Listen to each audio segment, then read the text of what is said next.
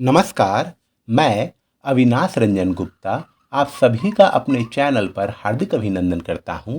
आज के इस वीडियो में हम लोग प्रकृति के सुकुमार कवि सुमित्रा नंदन पंत की एक छोटी सी कविता पर विशद अध्ययन करने जा रहे हैं। तो शुरू करते हैं इस वीडियो को। यहाँ देखिए, इस कविता से जुड़े कुछ बिंदु दिए गए हैं जिन पर हम एक एक करके विचार करेंगे। सबसे पहले हम लोग आते हैं कवि परिचय पर। सुमित्रा नंदन पंत, इन्हें हिंदी साहित्य जगत के सुकुमार कवि के रूप में जाना जाता है। ये प्रकृति के चितेरे कवि है। इनका असली नाम गोसाई दत्त पंत था। इन्होंने बाद में अपना नाम बदल लिया। इन्हें प्रकृति के सुकुमार कवि गोसाई दत्त, साईदा, नंदिनी एक निहत्था, सुधाकर प्रिय, मोती, नंदजी नयन, लक्ष्मण मुकुल, रावणार्यानुज, इसके साथ ही इनकी अमर कृति चितंबरा के लिए 1968 में इन्हें ज्ञानपीठ पुरस्कार से भी सम्मानित किया गया और ज्ञानपीठ पुरस्कार पाने वाले हिंदी के पहले कवि के रूप में भी ये जाने जाते हैं। तो हम लोग संक्षिप्त परिचय इनका प्राप्त कर चुके हैं। अब हम लोग बढ़ते हैं अगले बिंदु की तरफ, जो है पाठ परिचय। देखिए, गाता खग पंत जी की प्रमुख कविता है। इसमें कवि ने प्रकृति के विविध स्वरूपों का वर्णन किया है। ये मनुष्य के कल्याण के लिए संदेश देते हैं। प्रभात या सुबह के समय पक्षी संसार के लोगों के सुखी एवं समृद्ध जीवन की कामना करते हैं। संध्या के समय वह कल्याणकारी और मधुर जीवन के गीत गाते हैं। तारों की अनेक पंक्तियां मानव के दुख और आंसू देखकर ओस के रूप में स्वयं भी आंसू बहाती हैं। मुस्कुराते हुए फूल मानव को हमेशा मुस्कुराने का संदेश देते हैं। वे बताते हैं कि जिंदगी बहुत छोटी है। इस छोटी सी जिंदगी में संसार में आशा की खुशियां बांटकर संसार के आंगन को मुस्कुराहट से भर दो। आशा और विश्वास से भर दो। पानी की लहरें भी मानव को बिना असफलता या किसी डर की परवाह किए बिना आगे बढ़ते रहने का संदेश देती हैं। किनारा दिखाई दे या ना दे, परंतु हमारे कदम मंजिल की ओर बढ़ते रहने चाहिए। हिलोर कांपती रहती है और किनारे से दूर रहती है, परंतु पानी का बुलबुला विलीन होकर जिंदगी के मकसद को समझा जाता है। कविता की अंतिम पंक्तियों में रहस्यवाद की झलक भी मिलती है। देखिए, यहाँ रहस्यवाद कहने का मतलब हुआ कि हम लोग किस प्रकार से ईश्वर की प्राप्ति कर सकते हैं, अपने जीवन को मोक्ष प्रदान करवा सकते हैं, जन्म और मृत्यु के बंधन से मुक्त हो सकते हैं। ठीक है। अच्छा, अब हम लोग आते हैं कविता की तरफ। देखिए, अभी मैं कविता का वाचन कर रहा हूँ।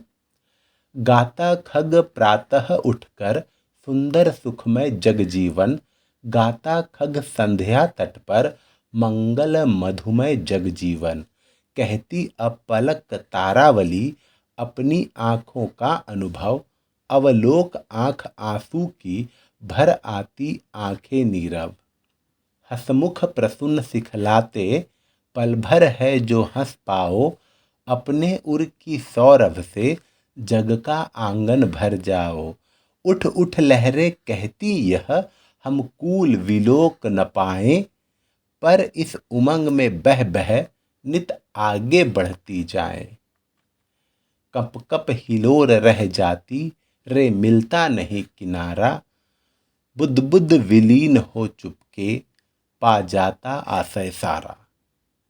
ये कविता थी, छोटी सी कविता है। अब हम लोग पंक्तियों के अनुसार कविता की सप्रसंग व्याख्या करने की कोशिश करेंगे। तो पहली पंक्तियां कुछ इस प्रकार है।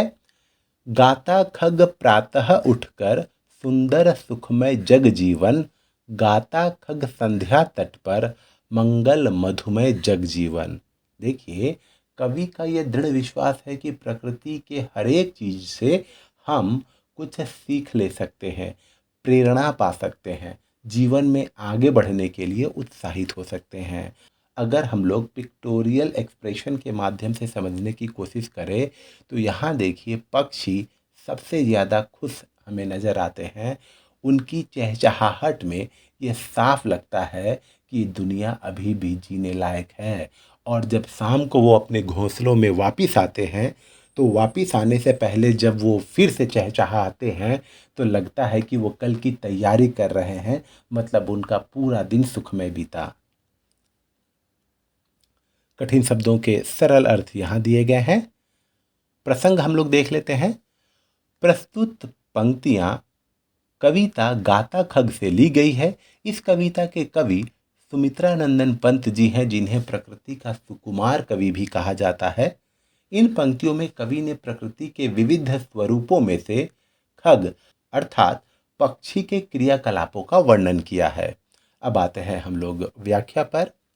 देखिए, इन पंक्तियों के माध्यम से कवि का आशय यह है कि पक्षी प्रतिदिन सुबह अपना घोंसला छोड़कर अपने पंख फैलाकर नीले आकाश में कलरव करता हुआ उड़ता जाता है।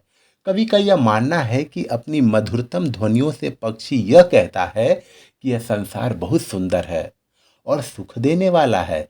वे सबकी मंगल कामना भी करते हैं और अपने भोजन की तलाश में निकल जाते हैं।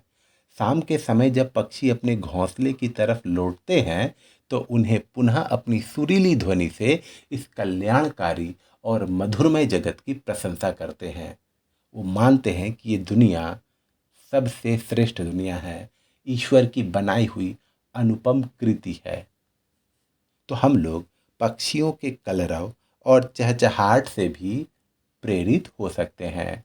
अब हम लोग आते हैं पंक्ति 2 की तरफ। कहती अपलक तारावली अपनी आंखों का अनुभव, अवलोक आंख आंसू की भर आती आंखें नीरव। देखिए, आकाश में बहुत सारे तारे हैं और कवि को लग रहा है कि वो तारे बिना पलक झपकाए पृथ्वी पर रहने वाले मनुष्यों के सुख दुख को देख रही है। उनके दुख को देखकर वो भी दुखी हो जाती है और नमी के रूप में अपने आंसू को निकालती है, और मनुष्यों के सुख को देखकर भी वो खुश हो जाती है और खुशी में भी वो आंसू निकालती है। कठिन शब्दों के सरल अर्थ ये रहे। हम लोग आ जाते हैं प्रसंग पर। प्रसंग पूर्ववत ही है, लेकिन इन पंक्तियों में कवि ने प्रकृति के विविध स्वरूपों में से तारों के समूह का वर्णन करते हुए कहा है कि वे भी हमारे करुण स्थिति में अर्थात हमारे दुख की घड़ी में द्रवित हो जाते हैं। कवि कहते हैं कि आकाश के तारों का समूह भी अपने अनुभव को बांटते हैं। तारे जो बिना पलक झपकाए इस संसार को देखते रहते हैं, वे कहते हैं कि संसार का जीवन बहुत सुंदर है। यहाँ के नदी, पेड़, पहाड़, समुद्र को देखकर खुशी से तारों की आंखें भर आती है। वो मनुष्यों के दुख को भी देखकर दुखी हो जाते हैं। इस तरह खुशी के आंसू और गम के आंसू को वो ओस के रूप में बिखर कर अपने भाव प्रदर्शित करते हैं। अब हम लोग आते हैं पंक्तियां 3 की तरफ।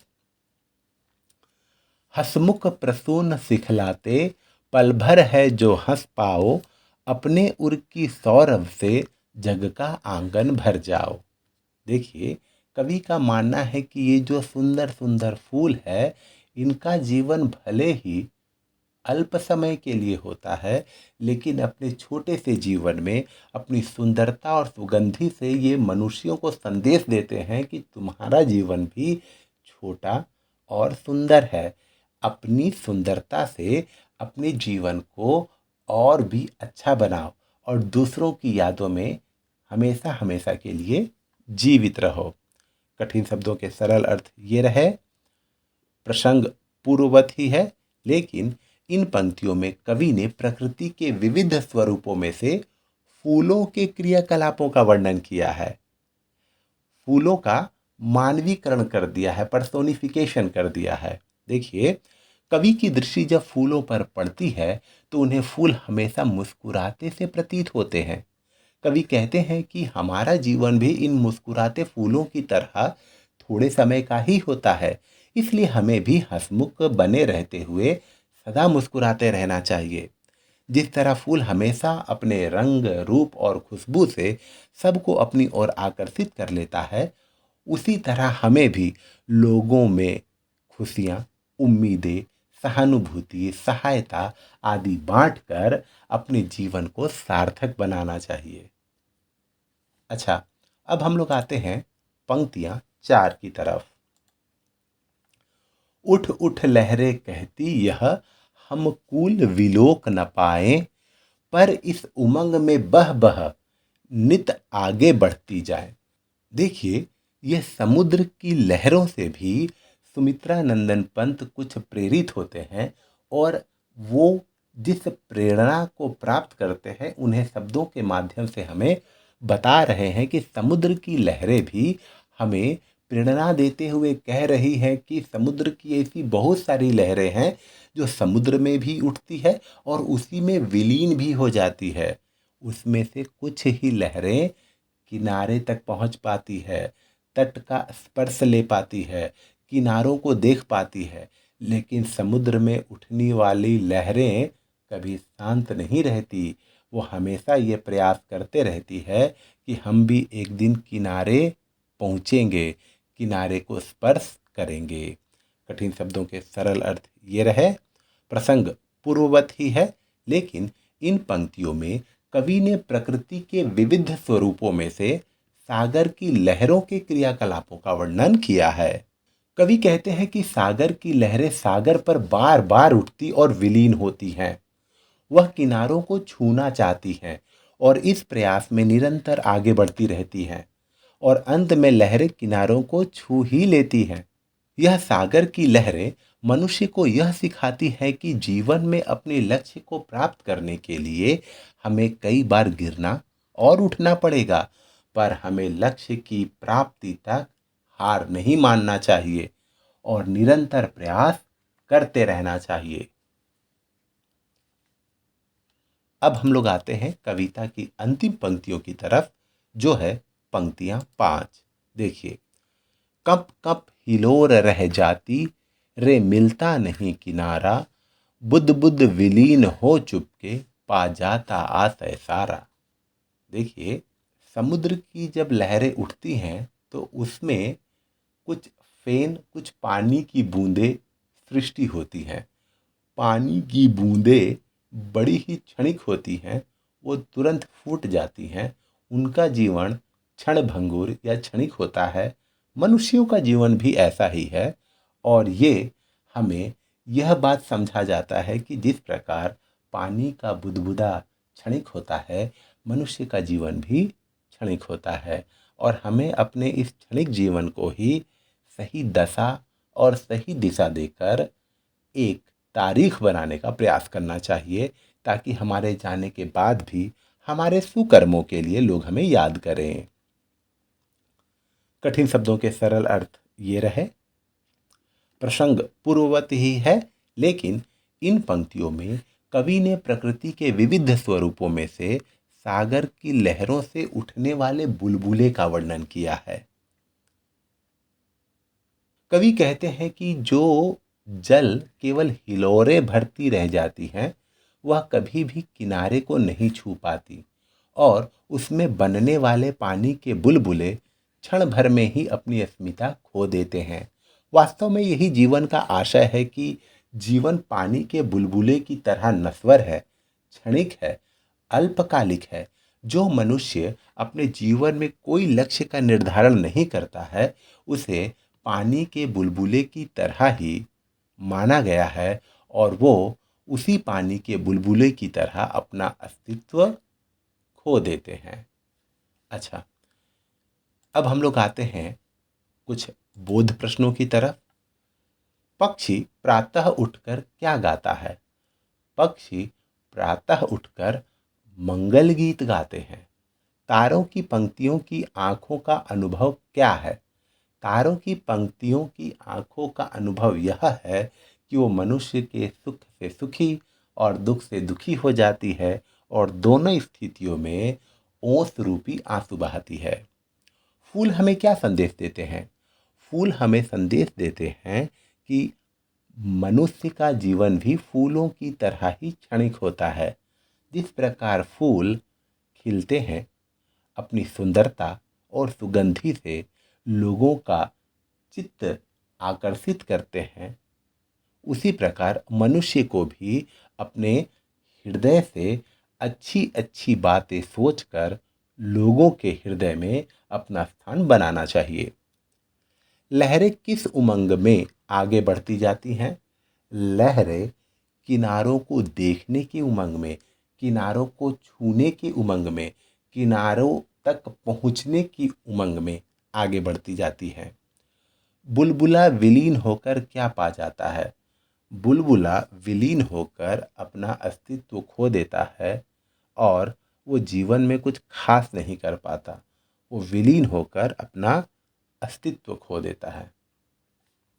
तो इसी के साथ हम लोगों ने गाता खग कविता का विस्तृत अध्ययन पूरा किया।